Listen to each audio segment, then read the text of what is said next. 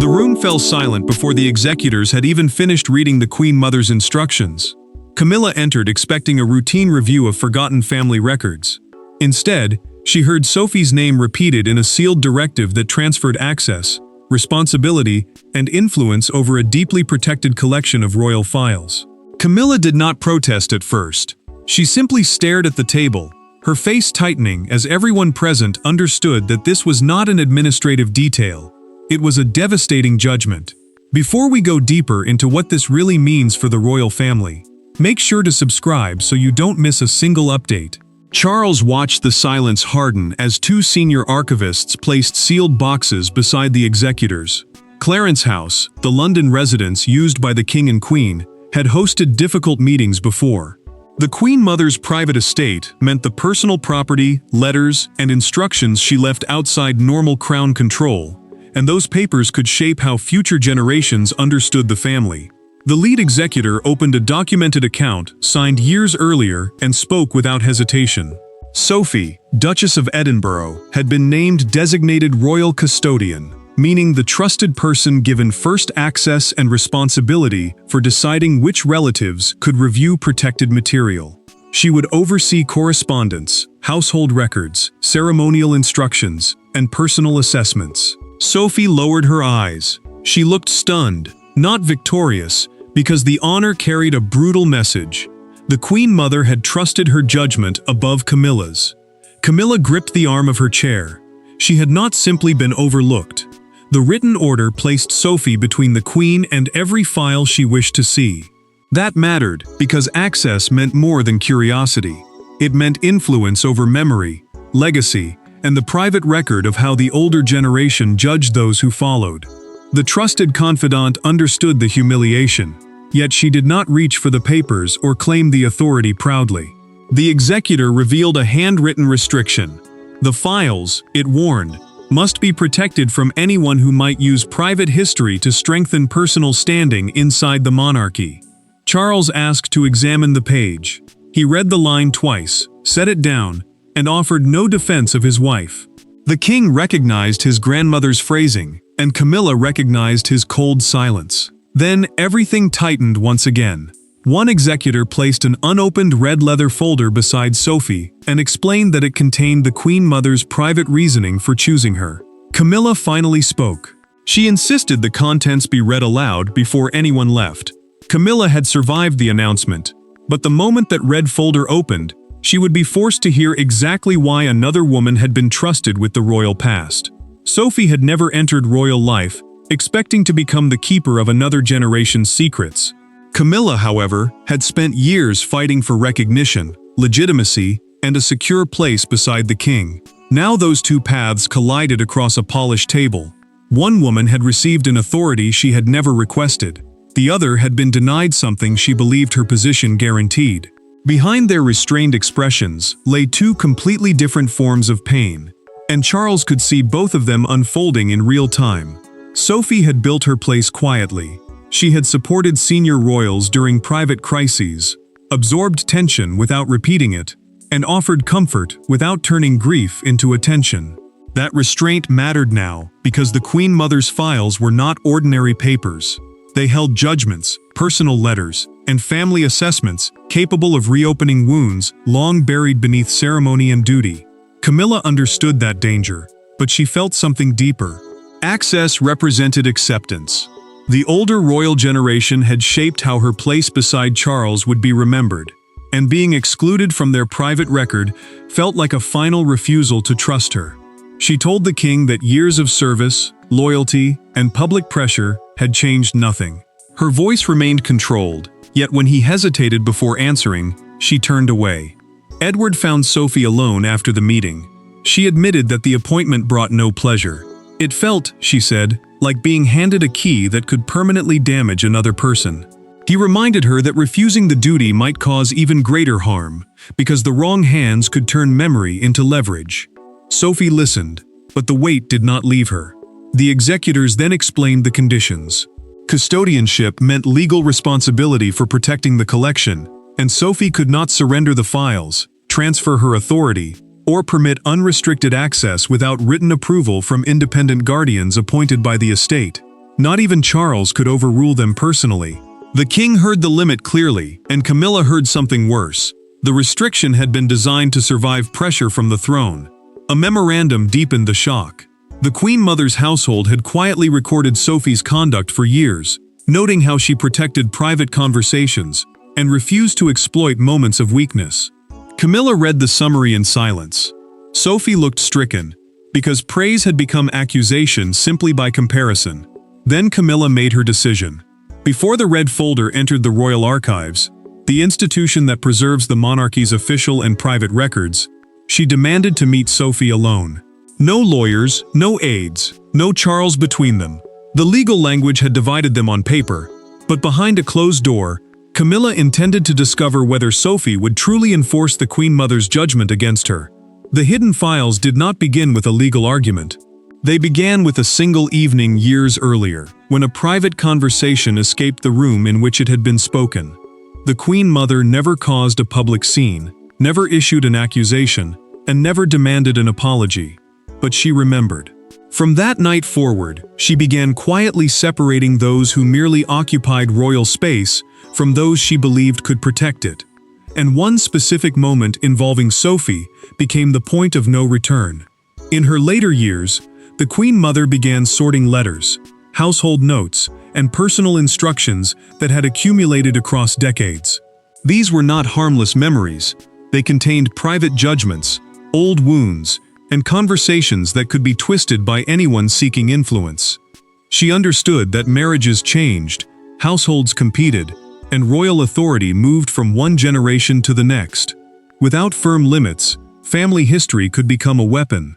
The breaking point came at a private supper at Sandringham, the royal family's Norfolk estate.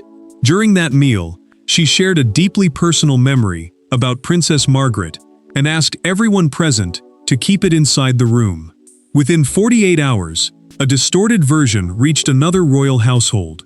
At the next family luncheon, Margaret heard the altered account repeated and left early, visibly shaken.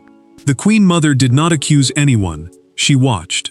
When Margaret rose from the table, the older matriarch folded her napkin, remained silent, and later began drafting the first restrictions governing access to her papers. That decision mattered, because it transformed private disappointment into a lasting rule. Trust would no longer be assumed by title, marriage, or proximity. Once written, those limits were intended to outlive every apology, promotion, marriage, and change of reign. Sophie followed Margaret after the luncheon and stayed beside her without pressing for details. When others later asked what had happened, she refused to repeat a single word. The Queen Mother noticed that restraint. She also noticed who seemed unusually eager to learn what Margaret had said. Several weeks later, she arranged a quiet test. Different relatives received different harmless confidences, each one distinct enough to trace if repeated. Most versions traveled. Sophie's did not. The trusted confidant carried the conversation exactly where it had been given, and nowhere else. That evening, the Queen Mother wrote Sophie's name beneath 4 words: trust without ambition. But the same red folder also recorded who she believed had allowed the original Sandringham confidence to escape. Camilla did not yet know how directly that judgment touched her. When Camilla entered Sophie's private sitting room, she was not simply challenging an executor's ruling, she was confronting the judgment born from that unforgettable night. There were no aides, no lawyers, and no royal secretaries inside the room when Camilla faced Sophie. The Queen closed the door herself and remained standing, refusing the chair placed beside her. Sophie held the red folder against her side, but did not open it. For several seconds, neither woman spoke. Then Camilla asked the question that had been haunting her since the announcement. Was Sophie prepared to use the authority of a dead matriarch against the living queen? Camilla had chosen a small sitting room at Clarence House, the London residence used by the king and queen, because privacy gave her control. The files were due to leave for secure archival storage within hours, and once they entered that protected system, access would become harder to challenge. Sophie understood the urgency, but she refused to mistake urgency for authority. Sophie answered carefully. She had not campaigned for the role, sought influence, or asked to stand between the family and its past. Yet custodianship meant both legal responsibility and moral duty. She could not abandon either, simply because the appointment caused pain. Camilla heard restraint in those words, but she also heard resistance. Camilla stepped closer and accused her of benefiting from an old woman's suspicion. She asked whether the Duchess truly believed she understood sacrifice better than the king's wife. After years of judgment, public hostility, and private compromise, Sophie absorbed the attack, then placed the folder on the table. Sophie finally spoke with firmness. This was not a contest over who had suffered more. The real question was whether private pain would remain protected when doing so brought no praise, title, or public reward. Her answer struck harder than an accusation, because it left Camilla nowhere to hide. Camilla pushed the folder toward her and demanded that the reasoning be read aloud. Sophie kept one hand on the cover and refused. The written instructions allowed the custodian to withhold passages whose disclosure would create needless personal harm. Even now, the trusted confidant was protecting the woman confronting her. Camilla changed tactics. She offered to accept limited access and promised that nothing would leave the room. Sophie said nothing. That silence revealed the truth. The Queen Mother had anticipated precisely such a promise and had designed the restrictions to survive it. Then Sophie mentioned the Sandringham supper. She did not name the person blamed for Margaret's betrayed confidence, but Camilla's expression changed instantly. She knew the incident. Worse, she understood why it mattered and what the files recorded afterward. Sophie had not accused her directly, but Camilla's reaction exposed a connection that would soon force the executors to reveal who truly controlled the decision. Charles believed there had to be a compromise. He was the king, Camilla was his queen, and Sophie was a trusted member of his family. Yet when he summoned the executors, he discovered that rank offered no easy escape. The Queen Mother had designed the arrangement to survive pressure from the throne itself. As the lead lawyer opened the controlling clause, Charles leaned forward, only to learn that his grandmother had anticipated the exact conflict now dividing his household. Charles called the executors to Buckingham Palace and asked them to convert Sophie's custodianship into a shared family committee. Buckingham Palace was not merely a royal residence, it was the center of official monarchy business, and he believed its authority might steady the dispute. A committee, he argued, could protect the files while preventing one woman from carrying the entire burden. The executors refused to blur the arrangement. The Queen Mother's papers belonged to a protected private estate, meaning they remained legally separate from normal palace administration. Named guardians, not household officials, enforced the restrictions. That separation mattered because it prevented rank, marriage, or royal pressure from changing the rules once personal emotions became involved inside the royal family. Charles warned that the decision was injuring Camilla and trapping Sophie inside a conflict she had never created. The lead lawyer answered that emotional pressure was exactly why independent control had been established. The king removed his glasses and rubbed his eyes.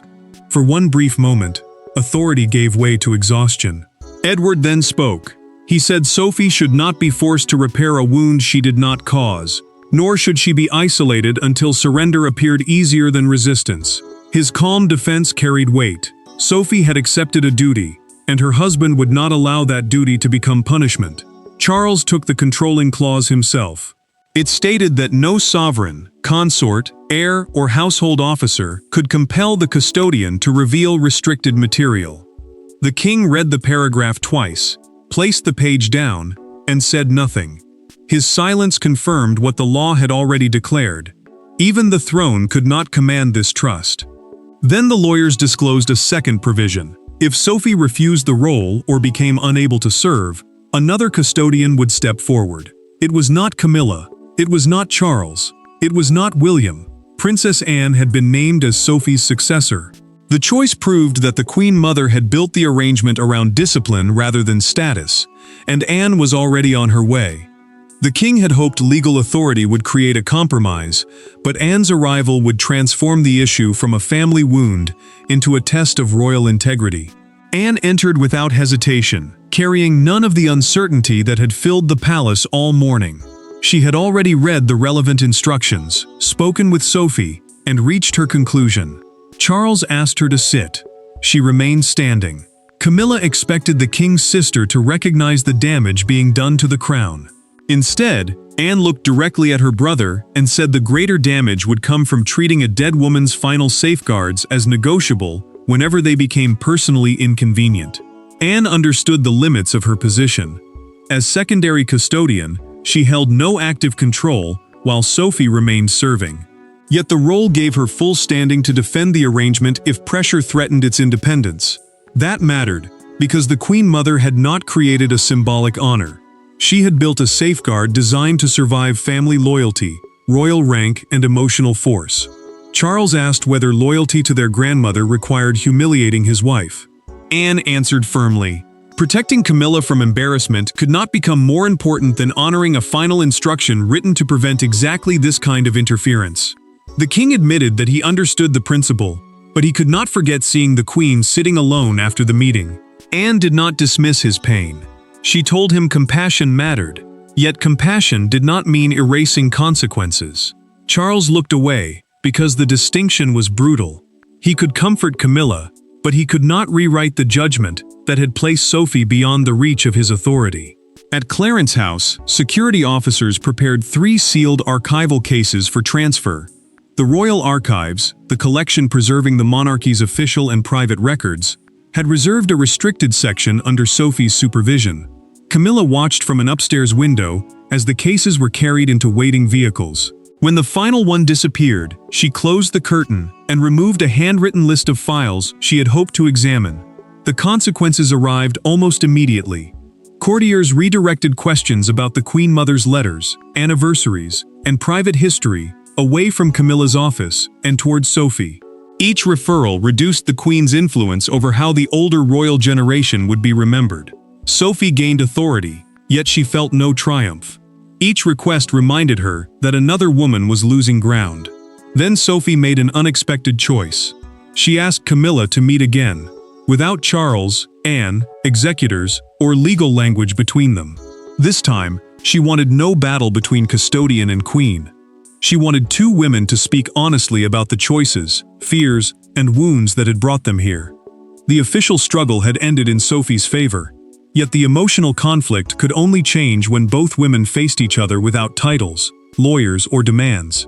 Sophie could have entered the final conversation holding every advantage. She possessed the files, the legal authority, Anne's support, and the written trust of the Queen Mother. Instead, she arrived carrying nothing. Camilla sat beside an unlit fireplace, visibly exhausted by the humiliation of the previous days. For the first time, neither woman argued about access or rank. Sophie simply explained that the files contained painful judgments, but also revealed why she had chosen not to read the most damaging passages aloud. Sophie had chosen Windsor because the room carried no official weight. No folders waited on the table. No executors stood nearby. No family member could interrupt or soften what needed to be said. Camilla understood the meaning immediately. For once, she was not facing a custodian, backed by legal authority. She was facing another woman who had decided that honesty mattered more than victory. Sophie explained that custodianship was not permission to punish people with the past. It was a duty to preserve truth without turning private history into public cruelty. That distinction mattered because the files contained more than judgments. They held fear, resentment, grief, and memories written at moments when no one expected strangers or future relatives to examine them. Camilla finally admitted what had truly broken her. Being denied access had wounded her pride, but learning that the Queen Mother had died without fully trusting her intentions had cut much deeper. She had spent years wondering whether every gesture of acceptance was temporary, polite, or conditional. Sophie did not argue. She acknowledged how lonely it must have been to live beside approval that never felt secure. Silence settled between them, before Camilla asked the question she had avoided for days. Did the file blame her for the Sandringham incident? Sophie answered carefully. The documented account described a chain of conversations, not one deliberate betrayal. No single person had planned Margaret's humiliation, but the older matriarch had seen a pattern. Sophie then revealed the harsher truth she had refused to read aloud. The Queen Mother's deepest concern was not one leaked confidence. It was Camilla's earlier instinct, to seek security through information and influence whenever she felt excluded. The words hurt because they were not entirely false. Camilla stopped fighting.